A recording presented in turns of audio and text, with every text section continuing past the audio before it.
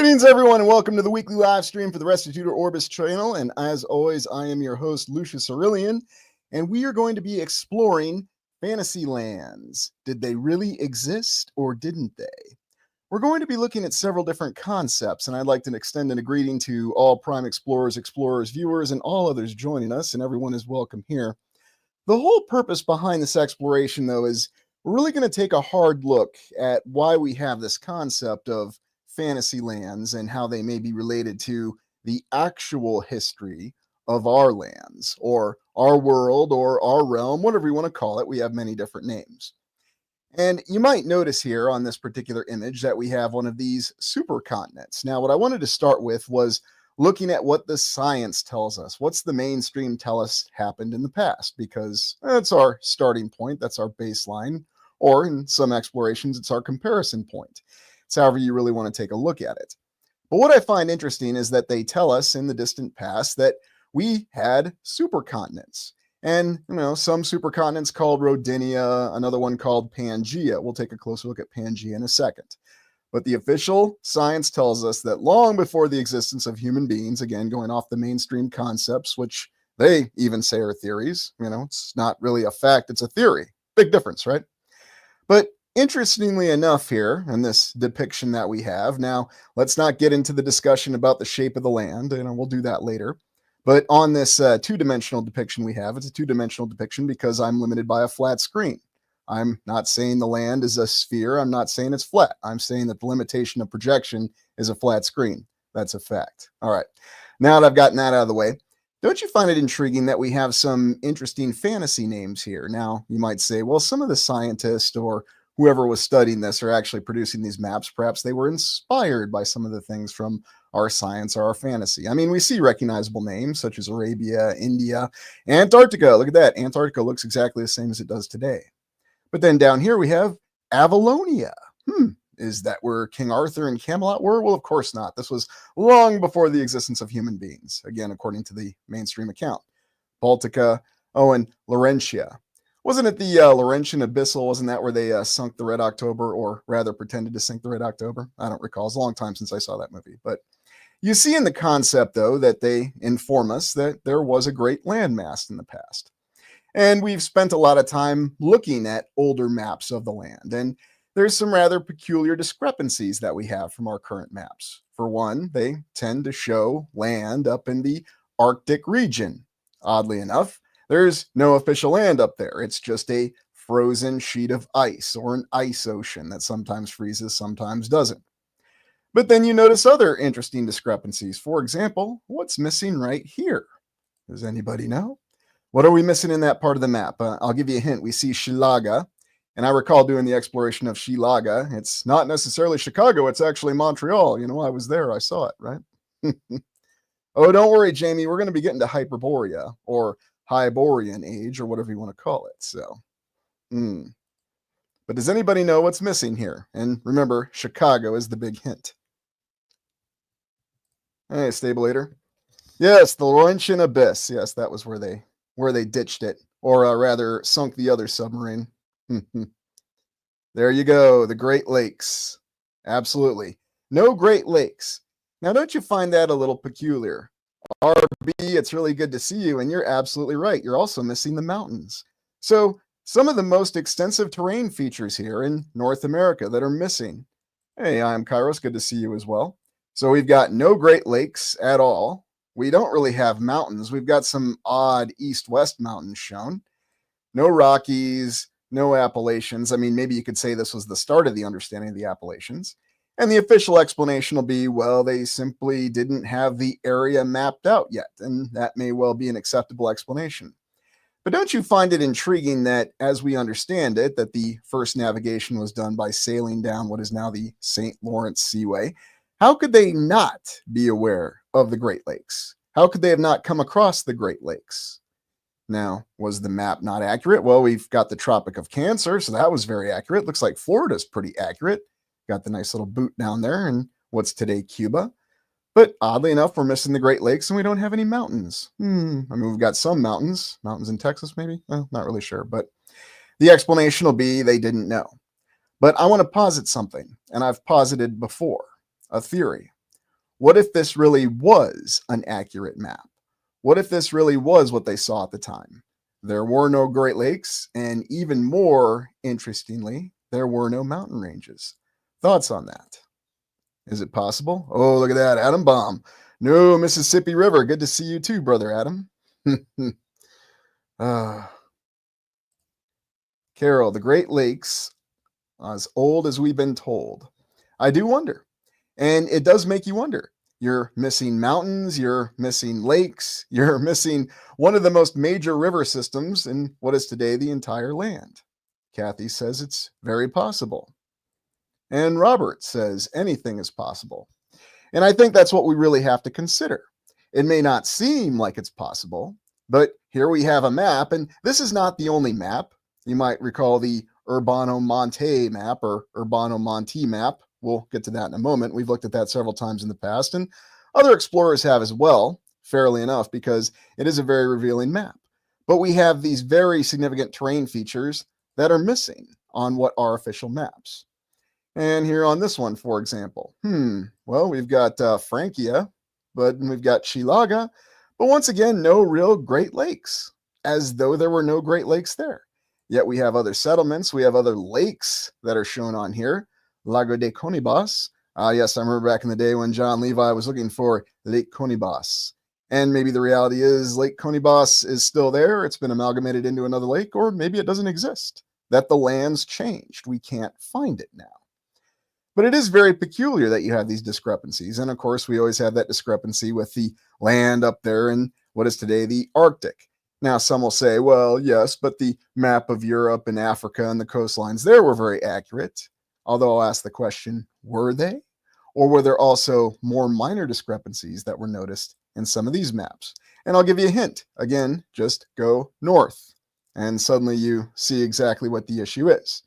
Now, are we to state that they were inaccurate for the areas that they were sailing in, that were their own backyard at the time? Now, I know that's a bit of a euphemism because, getting on a sailing ship back then, before the age of motorized mechanized travel, before the age of aerial travel, just a sailing ship, distances tended to be a lot more, didn't they? It took a lot longer to go a simple 100 miles. Now, you could do it. You could get on a horse. You could get in a cart. You could walk it, of course. And sailing it, though, I mean, in the age of sail, how fast were you really going? It seems to vary, doesn't it? But it suddenly opens up all these very unique and interesting possibilities. Are the Great Lakes fresh or saltwater? Technically, they are fresh, interestingly enough. And I'm going to do an exploration on the Great Lakes, and not just the Great Lakes in North America. I'm not forgetting some of the other Great Lakes across the land, and there are many, beyond any shadow of a doubt. But all these maps, all these concepts, and yet we see that in this little animation here, and I know it's not the largest, and that's okay, because what this is showing you is the concept of Pangea, or continental drift. And indeed, this is the official position of science that our continents drifted. It also appeared in that 2012 movie a couple years back. Oh my goodness, that was already over 16 years ago. Wow. Anyways, not exactly the best of movies in my opinion, but I'll give it this. At least it had an original plot and it wasn't a remake. So anyway, this is what we understand. Yes, the concept of tectonic plates, the concept of continental drift, the concept of things just going all over the place. Now, this is what it looked like if you applied modern nations on it. Now, the other extreme position I'm going to ask you to consider.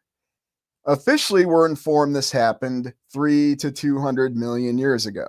So, give or take 100 million years, a rather short time frame. Is it possible that this really happened that long ago? Or is it possible that this may have transpired in a much more recent time frame than we know? Is it even possible that there could have been multiple transitions that may have happened on a much more compressed timeline? Because we like to talk about the 5 W's, but the when is the one that really gets blurred.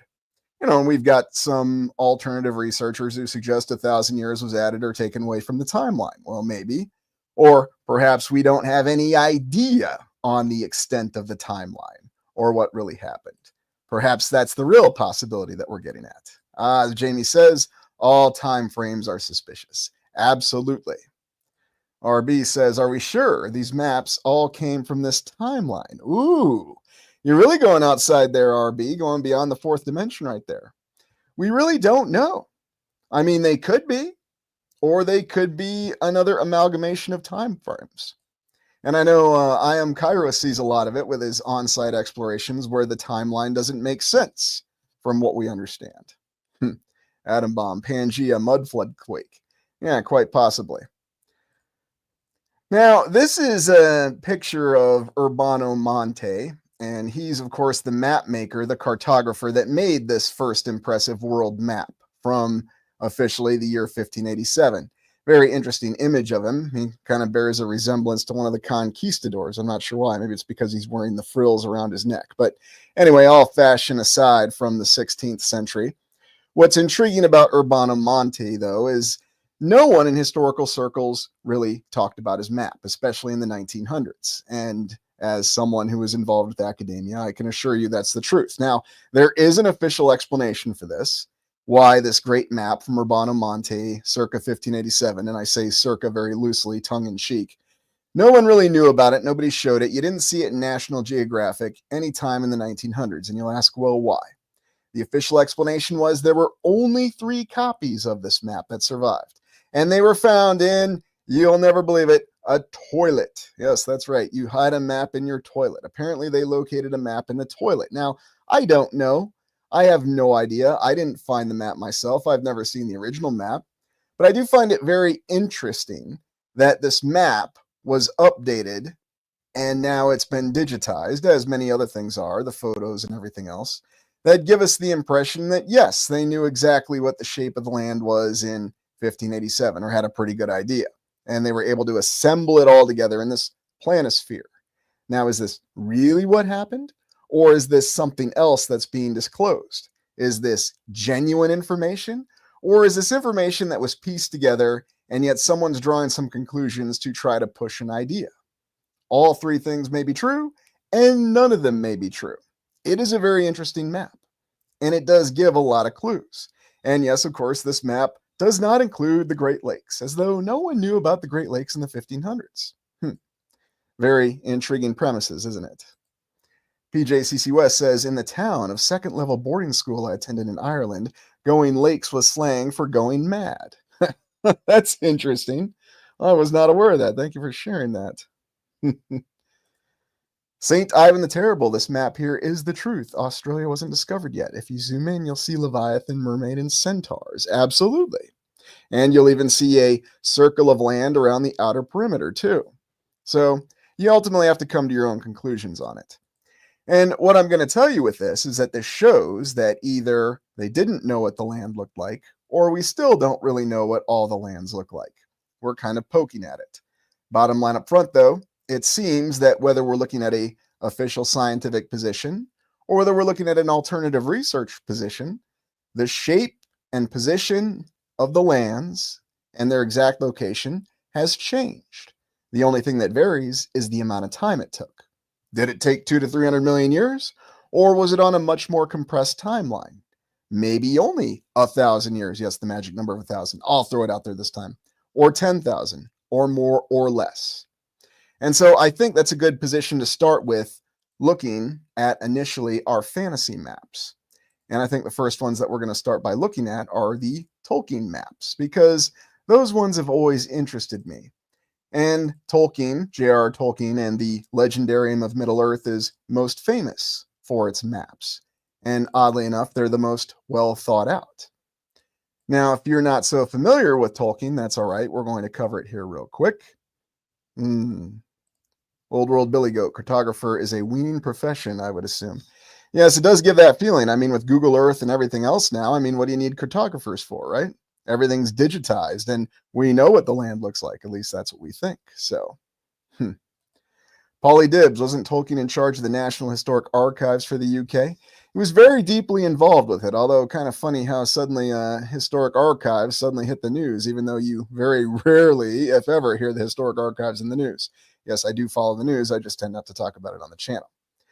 Anyway, taking a closer look at what Tolkien called Arda, and then have to give credit because Tolkien did have a name for the lands.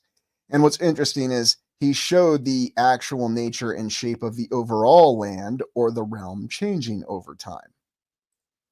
Now, what he started with was this showed how Arda could have appeared in the greater realm of the void. Very interesting. And it probably matched more with what you would think of as the flat earth, or if not necessarily the flat earth, the disk earth concept. Now, again, I'm not saying that's what the shape of our lands are now. This is what Tolkien said in his fantasy story. So just stay with me on that before some of you get up in arms about what the shape of the land is. Now, what's really intriguing about this is that he showed that the shape of the land was very different. It was more like a disc, kind of like Discworld. Yeah, don't worry, Jamie. I've got a little image from Discworld. Don't forget the mighty turtle. Yes, I love those stories too. But what's really intriguing is that also the way that the land was illuminated by some giant lamps that were actually on towers. We'll see an image of it later. And it was very limited in terms of how complicated it was. You had a great lake and an island in the middle of it, and that was the home of the Valar. And if you refer back to the Wizards exploration, if you didn't see it earlier this week, that's okay. The Valar were considered the high spirits of Tolkien's world. This was really the incipience, the very start of the world, and this was the initial shape of it. Now, it's a fantasy world, right? But over time, it changed. Over time, they went from lamps to trees to eventually the moon and the sun orbiting this world, this interesting disk. So what are your thoughts on that? I mean, it's intriguing that Tolkien had all of this outlined in his legendarium, that he had all this detail on top of inventing languages too, apparently. Now, of course, I'm taking everything at face value that J.R.R. Tolkien was this incredible genius, and after his experiences in World War I, inspired by what happened in World War I, and it was a very terrible conflict, and yes, we'll be exploring that too, he came up with this entire concept, this high fantasy world that had all of its own species, all of its own languages, and he innovated this entire history. Now, does that seem like it makes sense? And I'm not trying to undercut the guy. No one would argue with the fact that he was a very intelligent and insightful individual and was very creative. But how far can you go with creativity? How far can you go with the extent of the detail behind it? That's what I would like to know. Paulie, almost like the moon and sun are simply just giant spotlights. Yeah, that's kind of the feeling you get, especially with the way that he took it on this. RB says Tolkien was a wizard. So very true. Share fortunes. Tolkien and George R. R. Martin know some SHEET. Yeah, that's right. And guess what? That's what we'll be looking at next. So, Robert says too detailed to make up. That would be my mindset as well. Now, I do think that if you gathered hundreds of creative people and you had enough time, perhaps you could craft something, potentially. But as Old World Billy Goat says, the truth is elusive. And it is entirely possible that we have this detailed account of Tolkien to further confuse us. Barbara, you write what you know. Absolutely. Because to create all this stuff would take an inordinate amount of time. And the official, Nicholson here says he was a linguist. Yes, very true. He was a linguist, and a very good one too. But just think about that, trying to take all the time to create all these details, then write them down. Dwayne says the whole concept of continents moving seems grounded in floating lands, not realistic. Perhaps not. Or maybe it's more realistic than we realize. Hampton's AirTech says, believe nothing, rely on consistent data sets. Well, maybe that's the way to go about it. I am Kairos, but are there lands beyond where we are allowed? That is the question of the day, isn't it? So moving on past this, the Iron Mountains, the Sea of Helker. Oh, wait a minute. Well, let me address this point right here. Brian, are you saying that Star Wars is too detailed to make up as well because they have just as much, if not more, stories about that? Yes. I'm glad you brought that up, Brian. And tell me, are we doing new stories with Star Wars, or are we just doing infinite retreads? And keep in mind, many people have been involved with Star Wars. And indeed, a lot of people say that the problem with Star Wars was when George Lucas stopped working with others and tried relying solely on his own creativity. And then it started to become locked in a recursion loop. Now, that's just my opinion, but make of it what you will. Maybe it is a genius, and, we shouldn't deny the creativity of that genius. But I don't know. It's just very interesting Paulie Dib, Star Wars is also quite limited compared to the many accounts and maps over time. I mean, it is very creative, but it's been around for several decades. We can certainly debate it, but I'll stay on topic here. So, Sooner West says it. Most movies are redone, getting old. Yes, and I wonder why that is. Almost as though we're out of creativity. I mean, believe me, I would enjoy it if we had some original ideas. I really would. But back on the concept of Arda, excuse me, we went to the two trees that were lighting the land, and then of course we know that the great enemy Morgoth and the big spider sucked the life out of the trees. Now here's where it gets really interesting, though. So as time went on after the downfall of Numenor, and I'm just referring to the books here, okay? I'm not bringing up any of even the movies, Jackson's movies, or even the current series on Amazon. We're just going off of the books here, just to be clear about it. But we have the entire changing of the shape of the land, where Valinor, or the continent of Aman, however you want to say it, was moved beyond the reach of the physical lands. And the rest of the land was reshaped as a sphere, or what we would think of as a globe, or a round world, as Tolkien called it. All very interesting ideas. So in Tolkien's world, the world of Arda, we had everything. We had a disk, we had a flat land, we had a void, and now we have a round world. And then we even have a land that is beyond the reach of the physical world. The elves have to take what you might think of as a portal, the straight road as it's called here, to reach the Undying Lands. And if you did see Peter Jackson's films, that's what you see at the very end of The Return of the King, or if you read the books where they sail off to the Undying Lands. That's what that's showing. They had to take that portal, if you will. Now, another interesting thing is that Tolkien went so far as to say that he believed, or gave the concept, that the Third Age, as he called it, was in the distant past, and that our present world no longer has those species of the past. The dwarves, the elves, the Ents, all the rest, they dwindled and disappeared. Continents broke up, and now you have the Sixth or Seventh Age. What I want to ask you, is there a similarity to what science tells us about the possibility of Pangea? Thoughts on this? Well, it's good to see you, Kelvin. Thanks for joining us.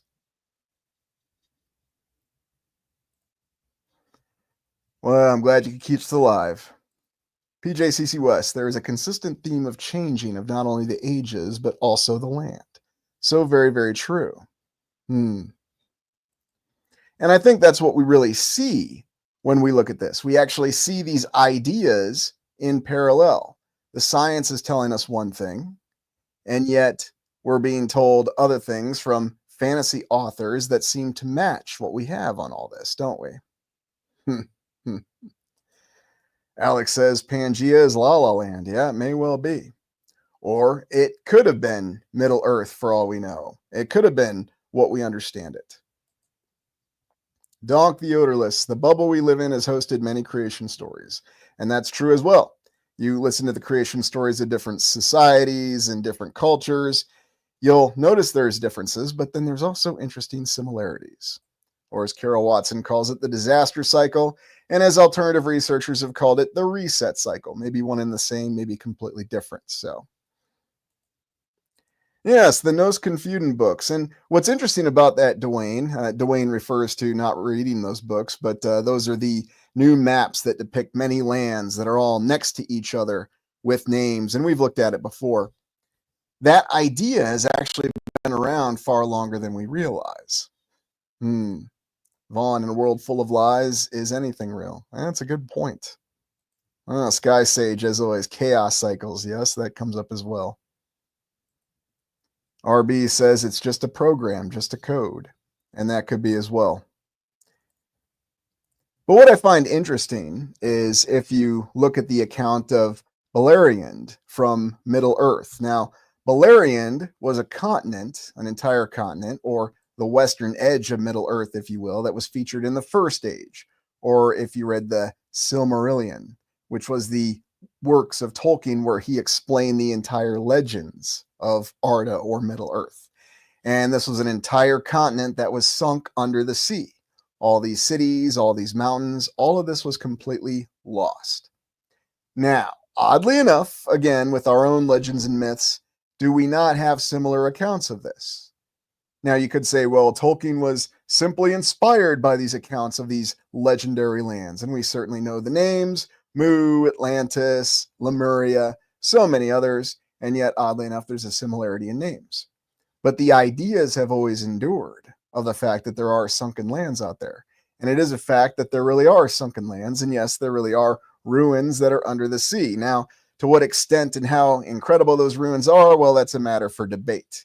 We could even talk about the little tomb that they sunk off of Florida and how intriguing that looks. We'll have to explore that at some point. Maybe I'll have to go down there in person and throw on my diving gear. I'm looking for an excuse to do an underwater exploration anyway. But this always interested me because you look at how destructive this so-called War of Wrath was in the first age of Tolkien's work, and you can see that it ended up destroying essentially an entire continent, at least putting it underwater. Now, do we have those examples? Do we have those stories currently?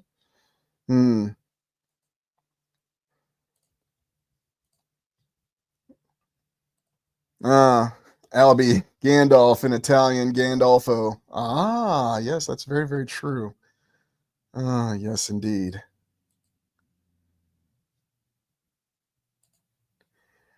Yes, my bailiwick zone, that is in Florida. I guess that's another reason why I need to get down there, is if I don't have enough reasons, right? So that's the interesting thing about all the works of Tolkien, is that there does seem to be a way in which it matches what we're looking at and what we're exploring.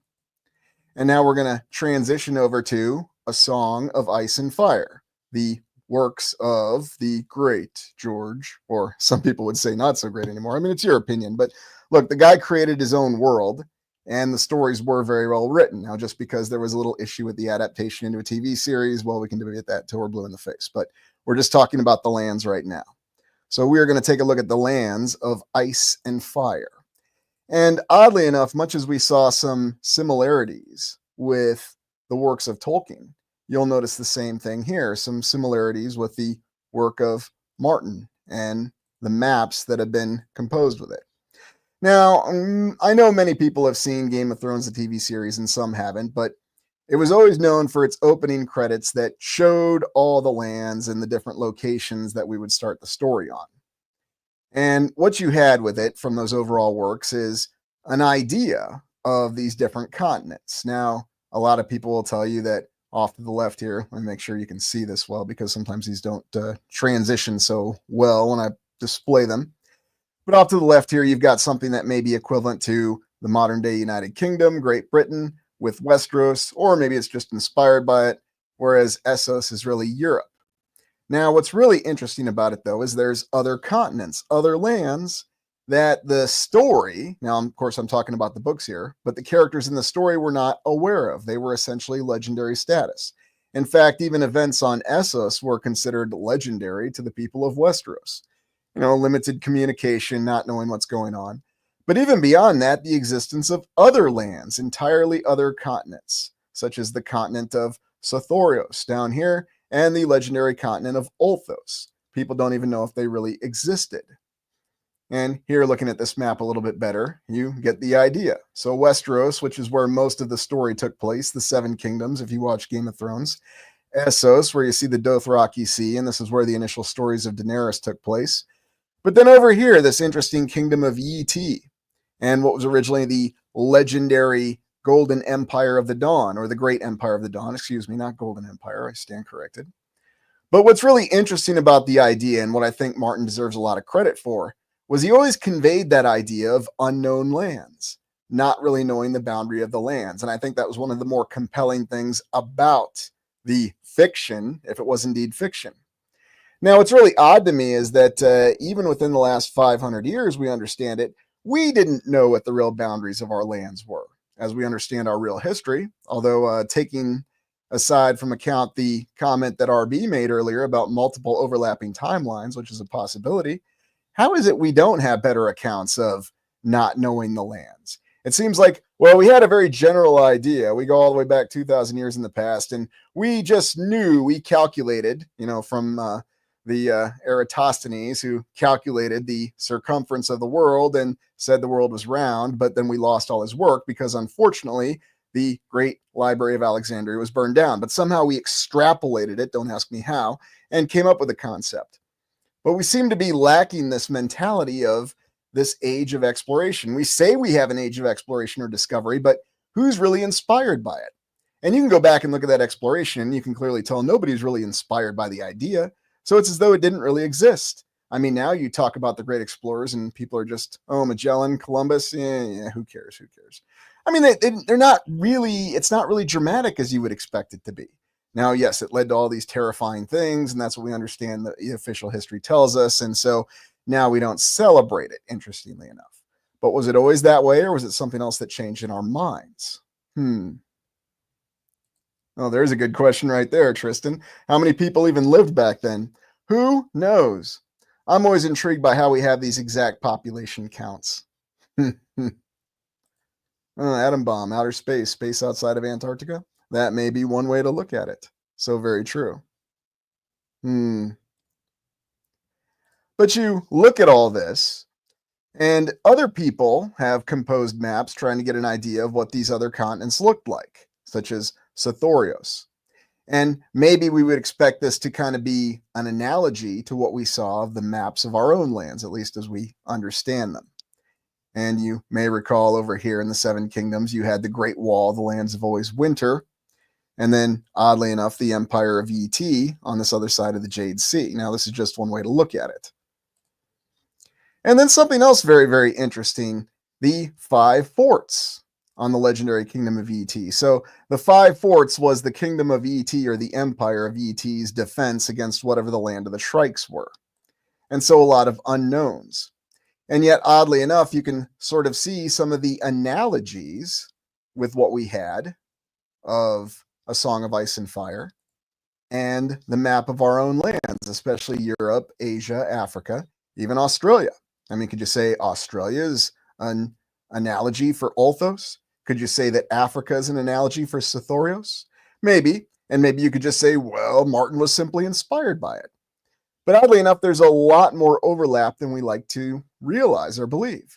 There's the accounts of the explorer who came from Italy, Marco Polo, going to China. And you might recall all those images that we have of those very interesting blemmies and all those other creatures. Those are attributed to that account, as are accounts of the legendary kingdom of Prester John. Now, is that really what happened? Or is there actually a closer analogy to a time when the lands really weren't known? And is that the drama we're actually looking at? Thoughts on that concept? RB, Nordic ice giants. Yes, those come up a lot, don't they, RB? Nicholas, I worked on nuclear reactors for 15 years and still couldn't prove there wasn't just a gas pipe running underneath to heat the boilers. Yeah, I know. There's a lot of lack of proof with everything, isn't there, Nicholas? Eric, continental drift may be a lot faster than we thought. Plate tectonics. Possible. Or could it operate on some entirely different principle, and that's just one way to understand it? Not really sure. Sky Sage, Prester festered up some BS. Yeah, that's what the official history says. I do wonder on that one myself. But the other intriguing thing, though, that you get from some of the stories, when you look at Martin's stories a little bit more closely, is trying to get an idea of what these legendary lands looked like. Now, if you go from the books, they really only have an idea of what the northern coast of Sothorios looks like. Now, there is an account of one of the dragon riders from the Valyrian Empire that actually rode her dragon and went as far as she could, and even she couldn't get to the southern edge of the land. And you remember how fast the dragons were, especially in later seasons. I mean, I swear Daenerys and her dragons could move at Mach 6. But anyways, we don't need to dwell on that. But the whole fact, though, that you have this concept of this unexplored land and how dramatic and compelling that is. And of course, we've also discussed the human condition, this desire that we have, this curiosity, this need for knowledge to explain and understand our world. Well, if you have something you don't want people to see or you don't want people to know about, let's just say that for whatever reason, there was a power that took over this land. Now, Martin never named the whole land. People jokingly call it Planetos. That's just a name they assigned to it, but it never had a name. What if there was a power that took it over and they didn't want people to know that there was an entire continent? Well, what would they say about it? Well, it doesn't really exist. It's beyond the bounds of the known land. Well, what if you have modern transportation? Well, then you simply have to control that modern transportation. So nobody is flying or sailing down to Sothorios. So make sure that your dragon stays along the approved air corridor. And if the dragon goes off the approved air corridor, we're going to send other dragons and burn it down out of the sky. Same thing if you're in a ship. You do not go to Sothorios. It's off limits. We don't even talk about it. And would it be possible to hide an entire continent? Well, there are people who believe that you can't hide things that large. It's so large you can't possibly hide it. And I'm just talking about the idea here. I'm not talking about any practicality in our current land, just the idea. Because that's what I find interesting about this, is that in this fantasy work, we still have all these ideas of unexplored lands, these ideas of limited access. Now, people have knowledge of them in George R. R. Martin's stories, but do they really have any awareness of the details behind them? And then the question I have is, how are we able to get all the great detail that we have of all of our lands during the age of exploration? Well, you know, Michael, curiosity is a good thing, and that's okay. So, ooh, Kelvin here. You see? And there's great ideas and there's new comments, and I love it. What if the continent came from another dimension? Absolutely. What if there's another reality? What if there's a way that these realities overlap? What if the continent's only visible during certain times at certain points? It seems like it's way out there, but it is a possibility that needs to be considered. Well, yeah, like the pyramids are thought of. And maybe that's one of the intersecting points for all we know. Now, the final point, though, was also that there were mysteries and terrifying things that were present in Martin's world. And I'm kind of glad that we never actually saw a Shy or any of these other mysteries in the TV series. Now, not because, you know, the quality of the TV series, I'm not referring to that. I think it's good to have mystery. I think it's good to have things that aren't fully explained yet. Because if everything's explained, then it seems to take something away from the natural condition of life. Now, whatever life really is this a reality? Is it a simulation? Is it all just a dream? That is one of the fundamental mysteries itself. Now, coming up in an exploration this week, we're actually going to tackle one of the greatest ultimate mysteries that we haven't explored yet. Yes, believe it or not, there are many things we haven't explored yet. And I've been putting this one off for a while, but I think now is the good time to talk about it. But a Shy and the mystery of the city and sort of the dark concepts that are around it, even legendary cities that nobody knows if they exist or not. And we'll take a little bit of a look at them. Now, this is what somebody tried to do to get an idea of what all the unknown lands in A Song of Ice and Fire or Martin's work really were. And here you get the idea that it's far larger than anybody realizes. You have Westeros, Essos, Sothorios, Ulthos, and then many, many other unnamed continents, such as what the heck is west of Westeros? Well, if we get that Arya Stark show, we may find out. Maybe we won't. But anyways, the whole concept, though, is just to think about this with the expanding realm or awareness of these lands. Now, that good point was made. Were these lands always there, or were they added later? Do we really know, or don't we? And Deep Cycle says, what if the globe is far larger than we know? If there's a secret far side of the earth? Anything's possible. You know, maybe it's even a completely different shape than a shape we can even conceptualize. It exists in some other world entirely. Oh, it looks like I missed something here. Awake, not woke. Is the goal to confuse us so completely that we stop believing everything until we believe nothing, when truth and deception blur, discernment fades, leaving a society that's easy to control? Well, you could say that, but isn't it just much easier and more simple just to keep everybody on one line of thought? I mean, that may be one aim or goal behind it, but if I wanted to stop people from thinking, that's exactly what I'd tell them. Hey, don't think for yourself. Let someone else think for you, because if you think for yourself, dangerous things can happen. It's a good question, though, and it's a fair point. So thank you very much for that. But what interests me most of all about all of this is this idea in Martin's world that there are so many lands that aren't known about, that the true boundaries of the known world, whatever you want to call it, are not known. And anybody and everybody can make theories in terms of what the lands could really be. It's a very interesting concept. What are the real boundaries of the land? I mean, we think we know what the real boundaries of our land are. We think we know exactly what the shape of it is. We say it's a scientific point, and it may well be true. But is it possible that there's something in existence that goes far beyond that that we can't even perceive? Maybe we can't even see the true shape of it with our eyes. But yet we want to be so emotionally attached to these ideas that instead of trying to consider other possibilities, it's simply, I know the truth. And if you don't follow what I'm telling you, well, then you're going to be cast out. And I'll laugh at you as you fall all the way down from your cast out of our special group. And that's oftentimes how it works. And it's very effective because not only that, but you also keep people divided. And then you also keep people afraid to think for themselves. So it has multiple effects if your goal is to maintain control. Hey, Random FX, thank you very much for that, and welcome to the new members.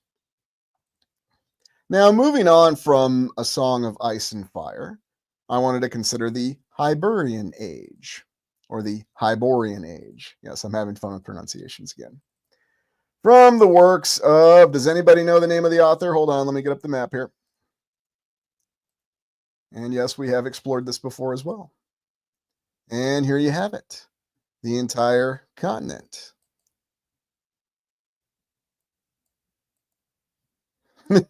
I like what's being preached. Well, maybe you do. Oh, science is a part of the club that can't be trusted. It depends on the science. It is true to say there is some good science out there.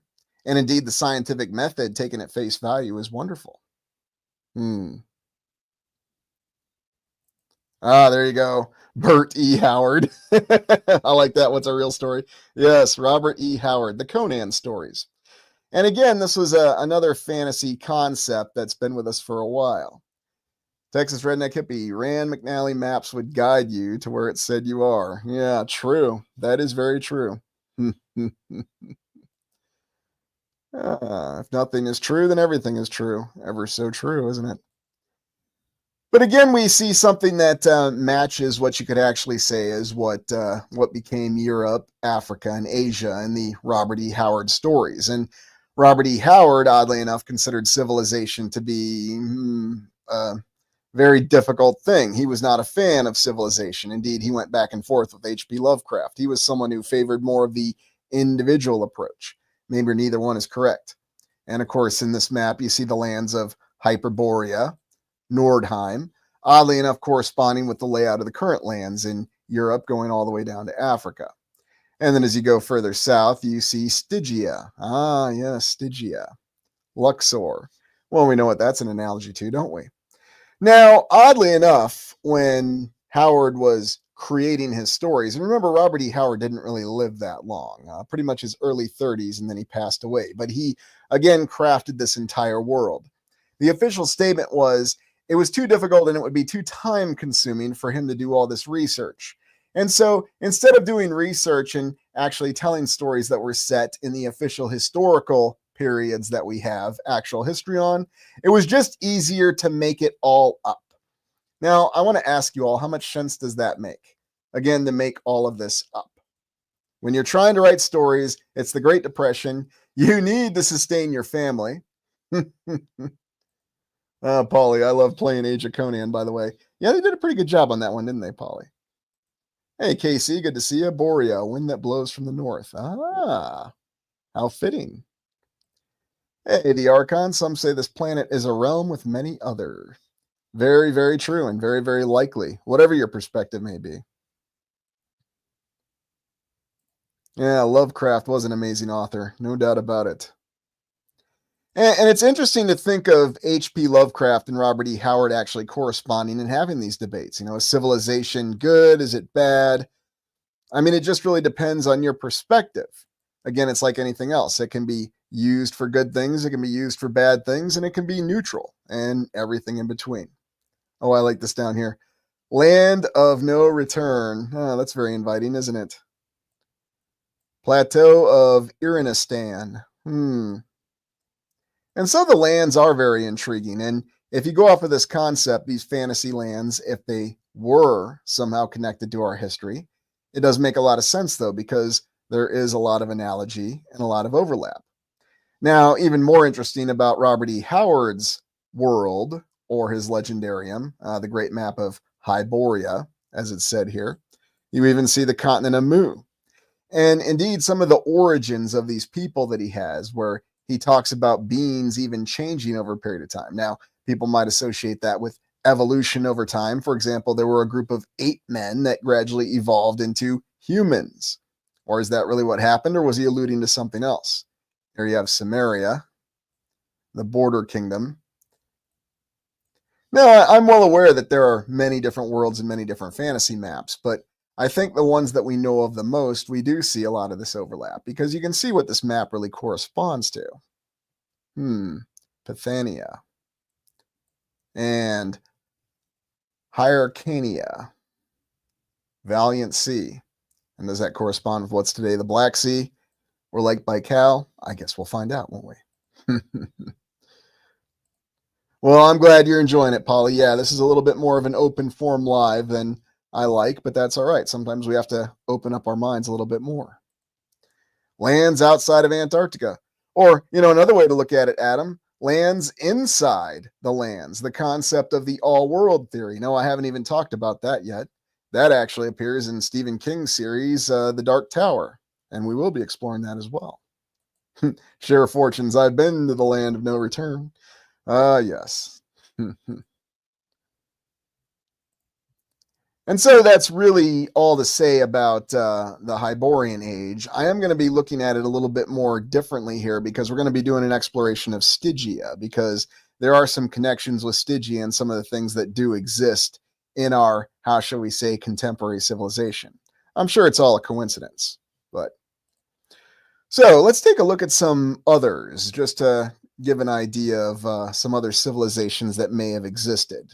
Or at least look at some other fantasy lands. Remember, it's all just fantasy. None of this really existed, right? Now, I haven't really talked about games much, video games, because it's not that I don't think they apply. I actually think they do. But one that I will talk about is Chrono Trigger, the fantasy role-playing game from the mid-1990s on the Super Nintendo system. A lot of people consider it to be the best game of all time. And it's a game that really deals with time. It's in the title, a very clever title. And some of the lands there, the land of Guardia, the land of Xenon, and then also the way that things progress over time. Now, oddly enough, you do see some overlap. What's really intriguing, though, about the plot of Chrono Trigger is that it's all based on some sort of strange entity. Now, you may consider it an extraterrestrial entity or an entity that comes from another dimension. There's many different ways to look at it. The Lavos, that actually goes into the ground and is going to destroy the entire lands and completely suck the life out of it. And the plot of the game revolves actually having to battle Lavos. And in the process, time traveling. It even involves a great wizard named Magus who tries to summon Lavos himself to battle him. Wonderful series of plots, great characters, all in a video game. Yes, the age of creativity. And oddly enough, you could say that video games could push things a little bit more. They could put things in the plots that would be acceptable that you couldn't put in movies, even back in the 80s and the 90s, because, well, they're just video games. There's nothing too serious about them, right? Don't take them too seriously. Oh, the Langoliers. Yeah, that was a good one from the 90s, wasn't it? Yes, and don't forget Legends of Zelda. An interesting continuity with that game series as well, so... Kurt, so you think there is hidden land inside our pond? There may be. There may be other ways to access land that we can't even see. That's kind of the mind frame that I have, so. The Banff Local. Video games definitely contain snippets of truth. I think they do, and you can see it in a lot of the ways that they depict them. And Michael talks about it, the Final Fantasy series. Absolutely. The original Final Fantasy series, I could even argue all the way up until 10, contained a lot of snippets. Now, it's not to say the later games did not. They just seemed to push it a lot more back then. Maybe it's just because it was acceptable, or I don't know. I don't know the real reason for it. And Vaughn says it right here. All gaming studios are backed by large corporations, would be easy to use as a thought control system. You don't say. Yeah, yep. Or just go back and watch Rollerball from the 1970s. They kind of preview everything that was going to happen. Hey, Miss Honeybee, with the Lesser Magic of Solomon, they have to tell us what they're doing or show us. Quite true. Although, do they, or do they just like to show us some and hold back the rest and deceive us? Hard to say.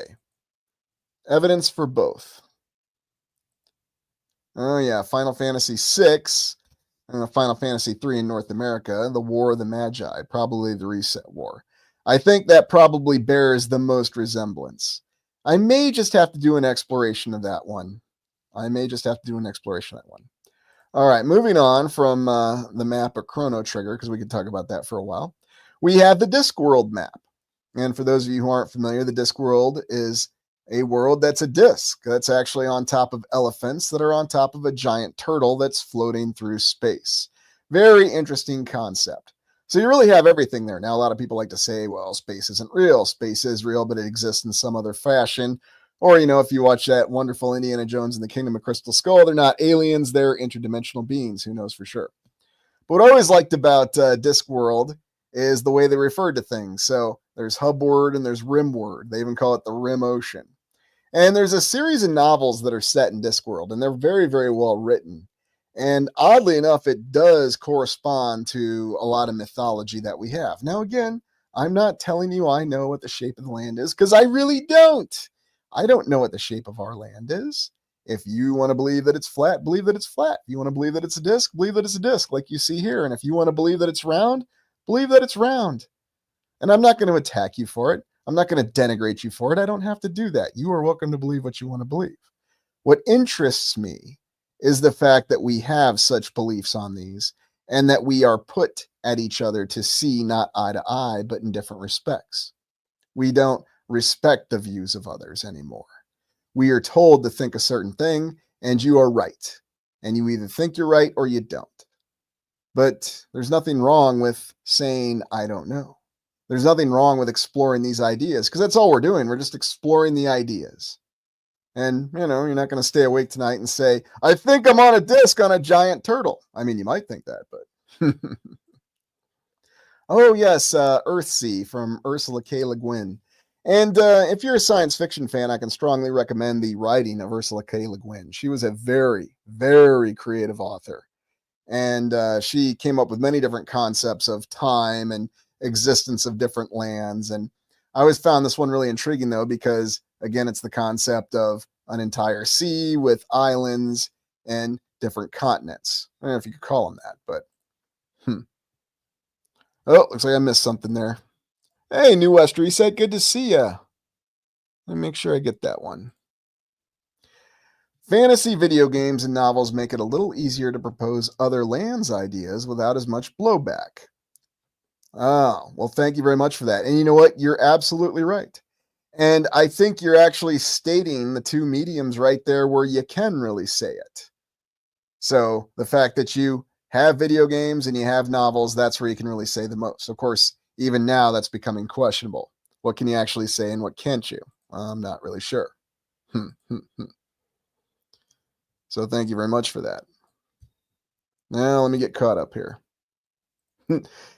KC933, it kept me awake all night when I was little trying to picture my pen pal from Australia upside down on our ball Earth. Well, any idea can. It just depends. And maybe that's really what it boils down to. Maybe it's all the above. Maybe it's flat. Maybe it's round. Maybe it's a giant hypercube or a hypersphere. I don't know. It's all very interesting just to think about. So why limit yourself on thinking about it? And did I have any more? Oh, yes, Narnia. Now, what was really interesting about Narnia was just some of the limitations behind it. The novels by C.S. Lewis. Now, what do I mean by limitations? By no means am I suggesting that this is not a great imagination and high fantasy. But I'm really talking about how he left a lot of things undefined with the maps. And I think that was very much a conscious choice. Or maybe, just maybe, he was really displaying the lands in a more simple format, and yet still leaving a lot to mystery. Narnia was always very interesting because of the way that he suggested that lands and realities were connected. A wardrobe leading from our reality to a completely different reality, and yet other connections. And I think that's what he was really getting at. He was really focusing more on the portal concept, or again, the overlapping realities. I think that's why Narnia always had a special place in my heart as well. Uh, oh, what do we got here? Make a video on Tartarian Australia. I'm going to be tackling Australia soon. I'm going to be getting to Asia as well here in a little bit. Those are definitely on the near-term exploration list. RB, Wood Between the Worlds. Yes, that's another good example. Limitless. Excellent movie. Clara, yeah. There was always something about Narnia. And again, that was another film series that seems to have been quite intentionally derailed. The first one was a very good movie, I thought, in my humble opinion. After that, the books were always wonderful, though. But just my opinion. Maybe you like the movies, and guess what? That's totally okay. All right. We are going to take a look at some images now of fantasy lands and changing lands. Now, why am I going to show you some images? Because we want to get an idea of what these places may look like. We've looked at maps, so let's get an idea of what some of these landscapes might look like, or at least what some of the artist renditions of them are. Now, does anybody want to guess? Now, all these images that we're looking at are from all these lands and all these intellectual properties. So does anybody want to venture a guess what this artwork is from? Which one of the fantasy stories is this artwork from? Corey, thank you for that. I just got here. Start over. Hold on. We'll just start from the beginning. Actually, you joined at a great time because we're looking at these images. Oh, Michael says Diablo. Not a bad guess. Not a bad guess. Dallas, Helm's Deep. Yeah, it does look like an artist rendition of Helm's Deep.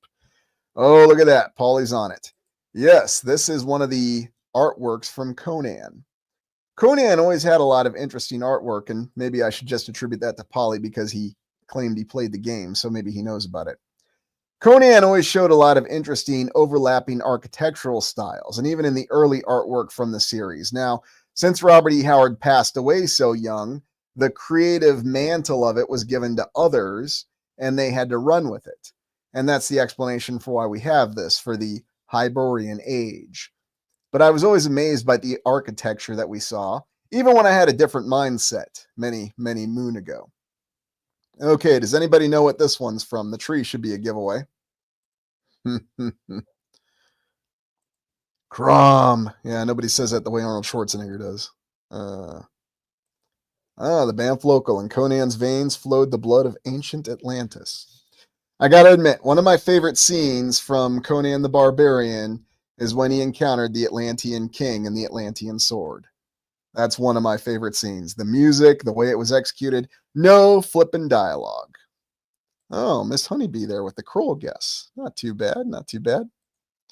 Elden Ring, you're not too far off. Polly's got it again. Lord of the Rings. And then Darth Driffid here says the Silmarillion. Yes, this is one of the great trees. And actually, you don't see the other one. It's right here. The time when the entire lands were illuminated by the trees in Arda. What a concept. And we've explored giant trees in the past on this channel, interestingly enough. You know, the concept of trees actually being able to illuminate the entire land. I always wondered about that. Now, does anybody know what this one is from? Yeah, there you go, Daniel. Devil's Tower. Maybe so. By the way, I might be climbing that guy again here pretty soon. We'll see. Or that gal, you know. I mean, some people say, you know, Devil's Tower could be either or, right? Oh, goodness, that sounded bad. Yes, of course. Well, don't worry. Don't take any of it seriously. It's all a parody now, right? Oh, you're not far off there. Gondor, you're close. No, Paulie, this is not Conan. Your streak ends right there. Ooh, Atom Bomb right there. Avatar. That's a good guess. So this is actually Gondolin from the First Age, the Hidden Elf Kingdom, the lands of Gondolin, the city that couldn't be besieged. This is a good one. Now let me see how well this is coming through. Yeah, some of these images don't always transfer the best. Hey, Paulie, 2 out of 3 ain't bad. That's what Meatloaf said. And sang for that fact. Yeah, Sky Sage, Tree of Life. And that's why I wonder about that. You know, multiple cultures refer to a Tree of Life. Isabella Winterfell. Not a bad guess. Philippi, Chicago, 1893. Oh, goodness. Star Wars, not a bad guess. I mean, we figured out that they filmed the Star Wars prequel in one of the greatest palaces in the land. Yes, that was a fun exploration too. So, and as we're going, yeah, please hit the like button and support the channel. What we're looking at now is another rendition from one of the kingdoms of Hyboria from Conan.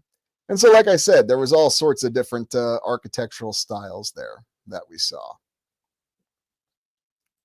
Anyway, back to where we were. Yeah, it's okay, Julia. Take a look at it later. I can't always get the best quality of these images. There's many reasons for that. So let's see if we can now look at this one a little bit better.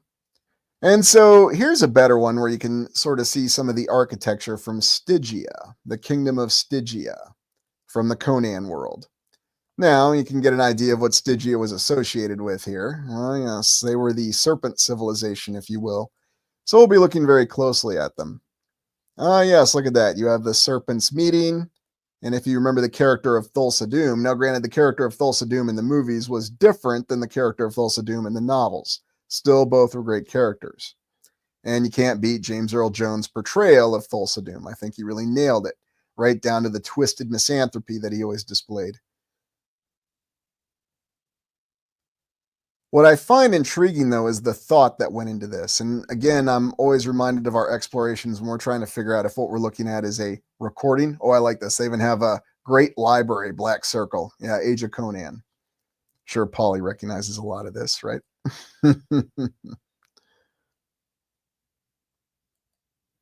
Kelvin, the second movie had underground tunnels that could go anywhere, and they rode them in rings, and the wind pushes the rings they traveled in. Oh, yes. I forgot about that.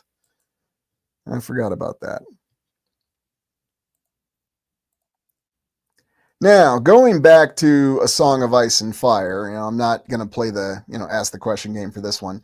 One of the premises that comes up in A Song of Ice and Fire, so switching gears back to Game of Thrones, George R.R. Martin, the concept of black stone. So all over the land, they have these old ruins, if you will, or these old constructions that are made out of this black stone. They have no idea what it's really made of, what civilization constructed it. They just know it's all over the land. And it's very, very interesting when you think of this concept of black stone and what it may represent. And there's a unique parallel in it where we have the black stone that may be analogous to all the construction materials that we see in all these buildings that we can't identify. Now, of course, we're assured that we can identify them. It's some form of granite. It's some form of limestone or sandstone. But is it really? Yeah, as Vaughn says, we never see those anywhere. Yeah, good point. Oh, Miss Honeybee, Highlander. Yeah, that's a good analogy right there, too. But I've always found it very interesting that in the works of George R.R. Martin is you had that concept of Blackstone. And here we have this little display of the 5 forts. Now, we'll talk about the 5 forts in a second. But you know what? I want to take a little bit more time for this exploration. I'm having a good time, and hopefully you are too. So we're going to go on a brief 2-minute break, give you a chance to recharge, and then we'll come back and take it on home. So intermission, back in 2 minutes, and I'll put on hopefully some music that you like. So take a 2-minute break and come on back, and we'll continue the end of this exploration. And before you depart, please be sure to hit the like button and support the channel. And thank you very much for being here. We'll see you in 2 minutes.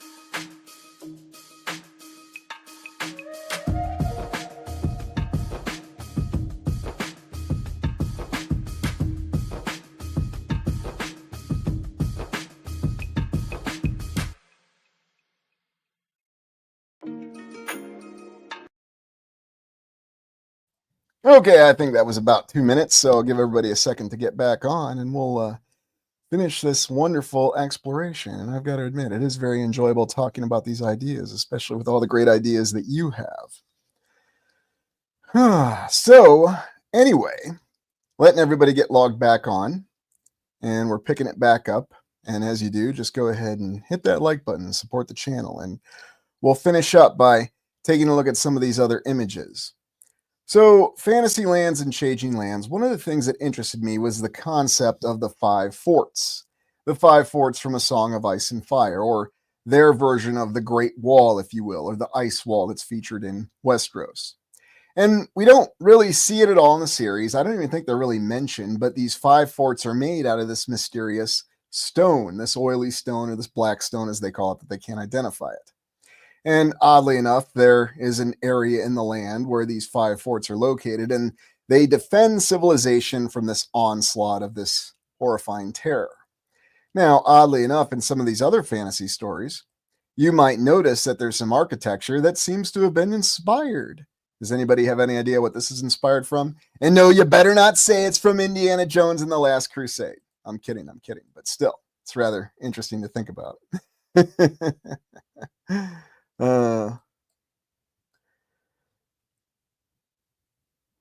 There you go, Opie. Petra, absolutely, in Jordan. Petra. Yes, right you are. And that's such an interesting location, and the whole official history that we have behind it, that it was carved by some wandering nomads. Oh, yeah. We just carved things out of the rock, especially back 2,000 years ago, because it was very difficult. But yet, when you see other things that are inspired in fantasy, you have to wonder what's really the line between fantasy and reality. And I want you to keep in mind those five forts that we just looked at. Now, we never see the five forts in the Game of Thrones TV series, which is probably just as well. But we're given this description that they're these massive fortresses that could hold up to, I think it was tens of thousands of soldiers. And again, it was made out of this mysterious stone. Now, here in this image, let me see how well this is coming through. Oh, very good. Thank goodness this image came through. In this particular image, you're actually seeing the legendary city of Kadath that's actually out in the wasteland that's beyond these five forts. Now, what's interesting is within the context of A Song of Ice and Fire, nobody even knows that this city truly exists. It's something that's legendary and bizarre. And in this rendition of it, I think you see the same thing that may be the origin of where the White Walkers came from. You know, at least until we got that rather unfortunate explanation at the end of the TV series. But the real mystery of what may be laying beyond our ability to perceive could actually be found in this image. Is it possible that there are lands that are out there, whether they're in a physical location, and there's many different ways to think of it, and no way is wrong. Do you think that there's lands that are beyond an ice wall? Do you think that there are lands that are in another portal? Do you think that you get in a spaceship and you go off and you get to another land? But the concept is the same, though. You go to a land that we don't know about that is unexplored. That's what really interests me the most. And seeing an image like this and having that idea of some very fantastical place that's beyond anything we've experienced before, I think that's the real crux of this exploration and the possibilities that we at least have to keep our mind open to. Now, is it all limited? Have we solved everything? Do we know everything? Well, there's lots of people and institutions out there that would like to assure you that we do, but yet it's clear that we don't. But it's a conclusion that you have to make yourself. Dogba, labyrinth-style city. Yes, very much a labyrinth-style city. RB, totally lands beyond. Too many cultures with stories. Couldn't agree with you more, RB. I couldn't agree with you more.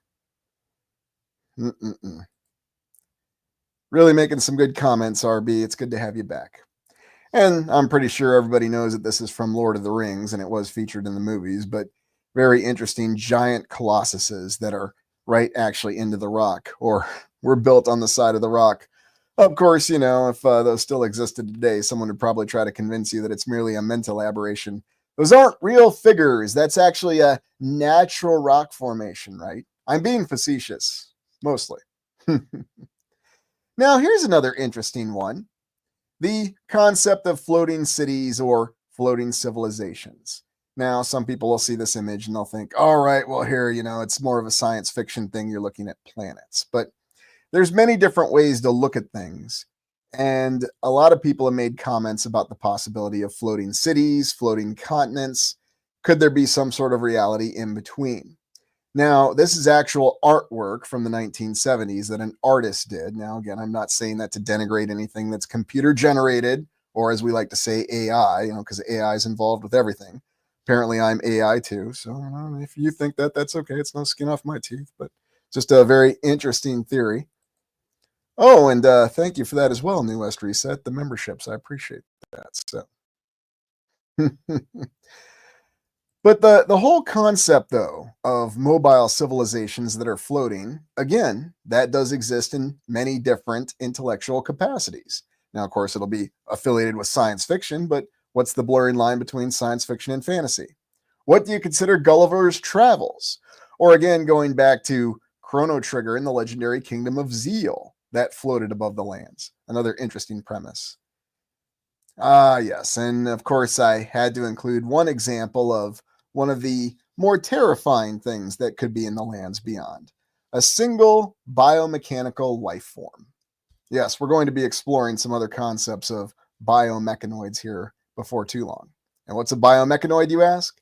Simply a life form that's an amalgamated organic life form with artificial components. Or, as the original Star Trek concept was, the Borg, the original concept of the hive mind, but not going to go on that.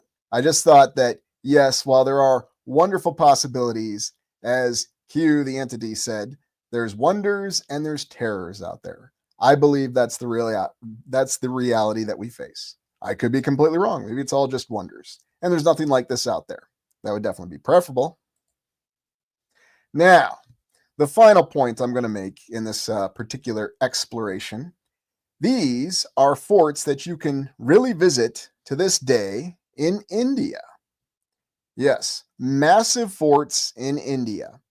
And I thought it was very interesting how these are analogous to the 5 forts that we have in George R. R. Martin's story, A Song of Ice and Fire. And these are just massive, opulent, and ornate forts. And these are places that you can visit to this day, you can interface with, you can see, you can touch. They are very real. This is not fantasy. This is all real, that what you're looking at. And much like with many of the other structures that we explore on this channel, I try to select things that are still there that you can go interface with every day because they do exist. It's not a fantasy. And so if this is not a fantasy, then is it possible that a lot of these other ideas, these concepts that we've looked at, may not be a fantasy? I'm not saying that, yes, it's incontrovertible proof that they are, because we know who likes to use the word incontrovertible, and no, it's not me. I'm saying that the idea may be similar. There's a parallel with it that we simply can't ignore. Here you go. Jardius, truth is stranger than fiction. And that seems to be the truth behind it as well. And yes, we do have a series of explorations that's going to take a look at many of these structures, because there is just a treasure trove, if you will, of old world structures all over that part of the land that we haven't looked at yet. So, Adam, plenty of people to build them with mud and cow patties. That's right. And don't forget those mules and those donkeys. Those were essential. No limits in what size blocks you could haul across the terrain, and then how you could actually shape them and form them, because people just worked really, really hard, I guess. Oh, and don't forget there were no safety standards and there were no unions. That's how we explain this. And we had infinite money in the past. All right, I think we're done with that. So, well, and that's just it, Vaughn. Vaughn says India is nuts once you dig in. Very much so. There's a lot of things that really go beyond our understanding of what we've looked at so far. So, again, I just ask you to consider that, to consider the possibility that these structures are there, that maybe in the past there really were great trees that may have lit the land, or maybe they even did much more, the actual tree of life. Maybe there's still some remains across the land, or maybe it's all just a great coincidence and all it is actually an extinct volcano that's in Wyoming. Although it just coincidentally looks like Giant's Causeway in Ireland. A coincidence. There's always coincidences. And that some of these other incredible landscapes that you see are just from the imagination of someone, even though the architecture does appear like it's existed in the past. I mean, you just spackle on some white paint on a lot of these structures, and we could say it's a World's Fair. Again, a coincidence. And then we could also say it's all made out of stucco and plaster. Of course, it's very finely detailed, and I'm not exactly sure how you could get stucco and plaster to look that nice or even get the columns to stand up, especially in a place like Chicago. But look, if they said they did it, they did it. But yes, again, another parallel with the ideas and the concepts. Oh, thanks, Opie. I appreciate that. So, RB, Florida has caves, just for y'all's information. Florida has everything, really, RB. I mean, I could see why someone could just stay focused on Florida. There is so much there and spend all their time. Let's see if I got any other good ones. Yes, this other impression of Stygia. Stygia is so interesting from Robert E. Howard's perspective and the different stories with it. The concept of this civilization that was dominated by the deity of Set. That's another interesting exploration down the road. And then another look at the 5 forts. And then another look at some of the incredible cities from Valinor, although oddly enough, looking like what we have from some of our cities from J.R.R. Tolkien from the distant past. And then I just thought I'd throw in an image here of the ruins of Washington, D.C. from Logan's Run.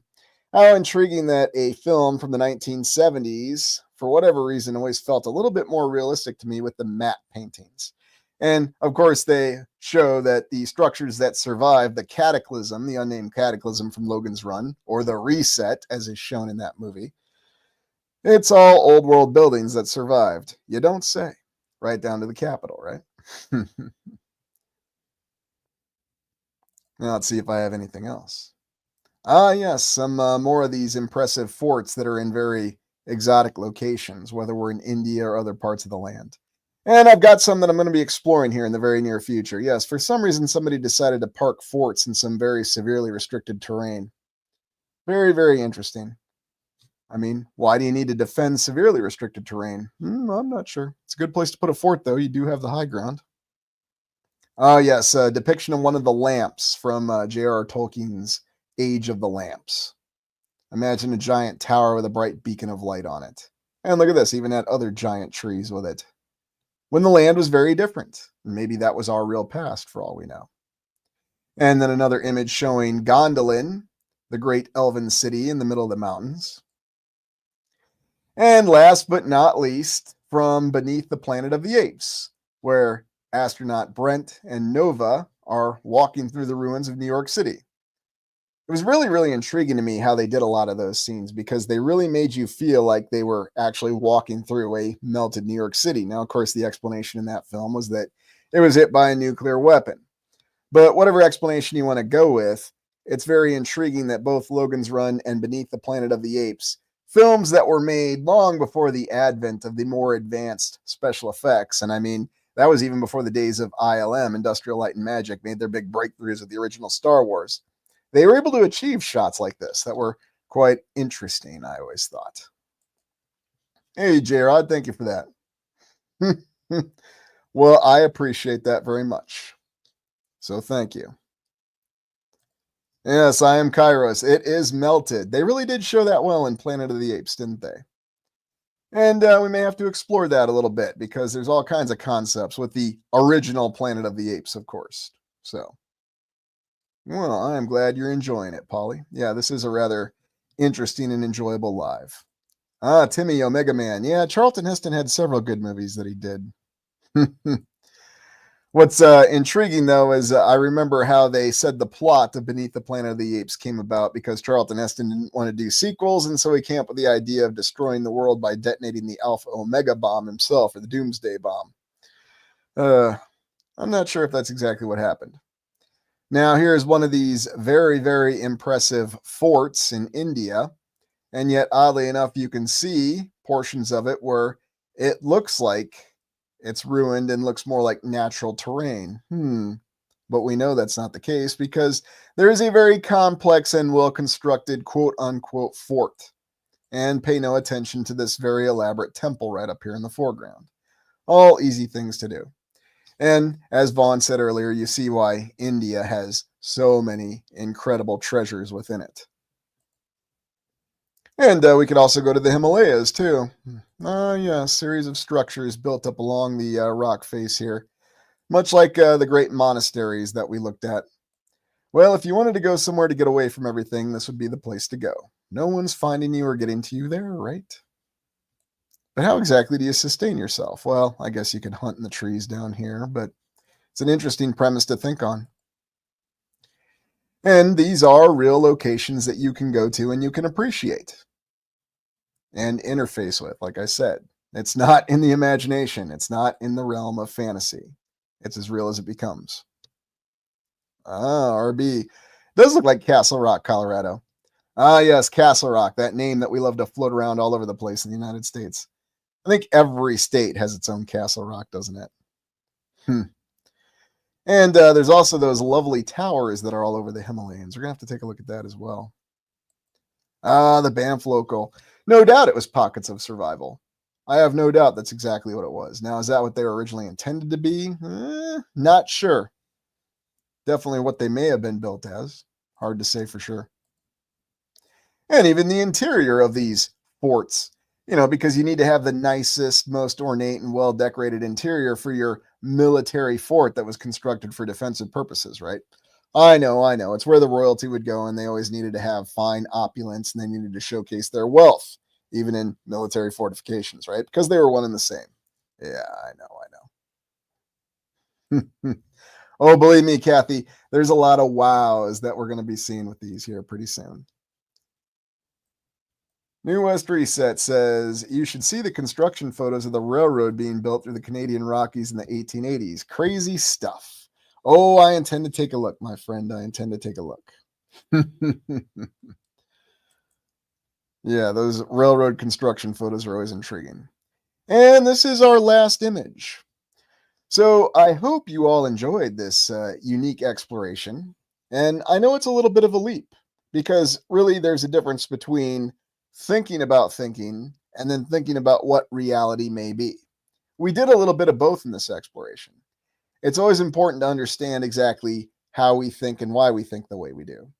Why is it someone is concerning themselves to come out of their way to say that just because I'm pointing out that the screen you're looking at is two-dimensional and the screen I'm looking at is two-dimensional, somebody out there has a 3D screen, let me know. If you're actually seeing this in a three-dimensional projection, let me know. I'd be very interested. What was that movie where Ben Affleck created one or ripped off the technology? Oh, Paycheck.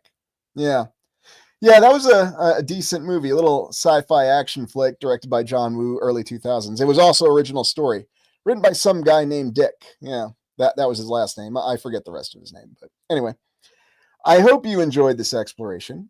And we're going to be taking a look at a lot of these unique sites and definitely going to be hitting some areas of the land that we haven't really looked at before in detail. So I hope you enjoyed. And before you take off, please be sure you hit that like button if you haven't already done so. And we've got a full schedule of explorations coming up this week. There may be 2, there may be 3. We'll see how far we get. But as always, thank you. And this is Lucius Aurelian signing off for another exploration. Thank you for joining me. And we'll see you next weekend. Yes, there will be one next weekend. Take care, everybody.